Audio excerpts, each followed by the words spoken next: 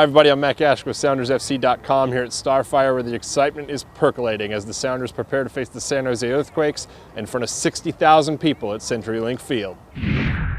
I've never played in front of that many in an MLS game, so it'll be definitely something that you'll remember forever. You know, to go along with the Open Cup, you know, there's certain games that I think you'll remember for a long time. You know, you look at the season openers and then our Open Cup games, and obviously this one with the sheer numbers. So, you know, something special, and hopefully we get a result. It's going to be awesome. It's going to be a great sight to see. I mean, obviously you have a lot of things going on. It's our breast cancer game, it's our fan appreciation game.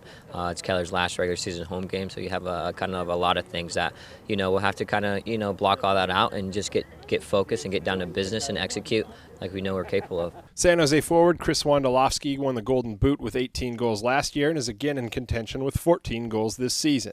He's going to be a point of focus for the Sounders' defense.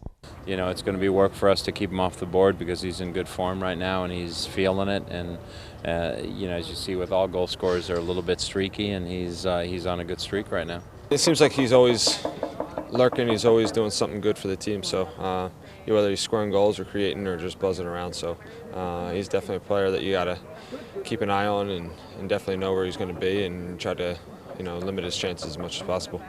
The Sounders haven't faced the Earthquakes since April 2nd down at Buck Shaw Stadium when a late San Jose goal ended the match in a 2-2 draw. So much time has passed, though, that the meeting will give no indication of what to expect on Saturday. Yeah, it seems like that was forever ago, so I think it's, like you said, when I watched them the other night, I didn't even recognize half their players, so, you know, I think they've done some overhauling in preparations for next year. So, you know, it'll be a team of fighting guys. You know, some guys are playing for spots, some guys are playing for contracts, you know, so it'll be a little bit different. San Jose comes into the game really not playing for anything, so there's zero pressure on them.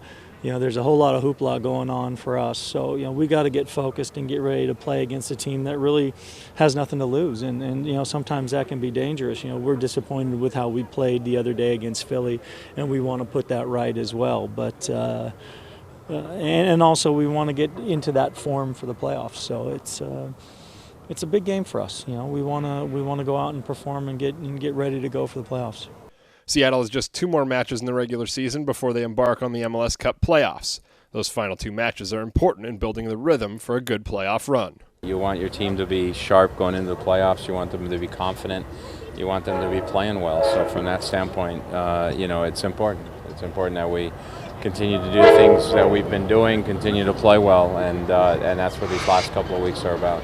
Yeah, it's important. I mean, I remember in 2008 that we, got crushed by New York in New York 2 games ahead of playoffs. So, then we came back and won our final home game. So it's important, but anything can happen in the playoffs as well. Some teams can go in losing every game and then they end up winning the MLS Cup. So it's definitely a different ball game, a different beast. But there is an advantage, to going in and having a good rhythm, and scoring goals and playing good defense. So anytime you play good, you feel confident, and anytime you're confident, you give yourself an advantage. Definitely down in crunch time, the last 2 regular season games and heading into the playoffs, it becomes all about results. And so we want to definitely hit the playoffs on full throttle, and it begins tomorrow with a very, very capable team.